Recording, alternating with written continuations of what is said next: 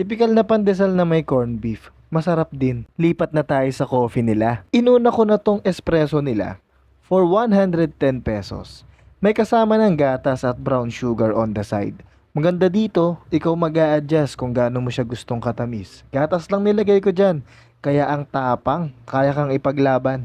Next naman tong ice white chocolate latte nila for 190 pesos. Goods to, hindi masyadong matamis. Panalo sa mga trentahin na.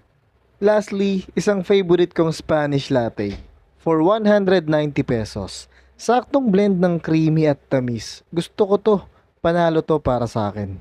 Matatagpuan nyo nga pala ang Cafe del Sol dito sa front beach ng Boracay. Station 2, malapit sa D-Mall. Kung nagustuhan nyo tong video na to, huwag kalimutang mag-like, mag-share, mag-comment at mag-follow. Maraming salamat mga afford. Kita kits!